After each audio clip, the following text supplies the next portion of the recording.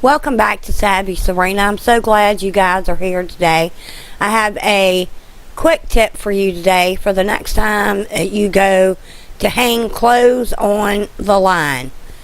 Have you ever went outside and your hands are freezing from the wet clothes trying to get them on the line? Well, try this the next time you have to do that.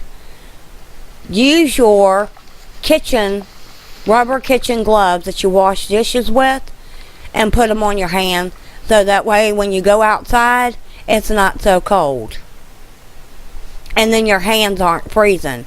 The day that I did this, it worked out great. The wind was blowing. It was a terrible mess, but I was able to get the clothes out on the line and I didn't freeze my hands. If you like this tip, make sure you give me a thumbs up and don't forget to subscribe before you leave. Y'all come back now. You hear?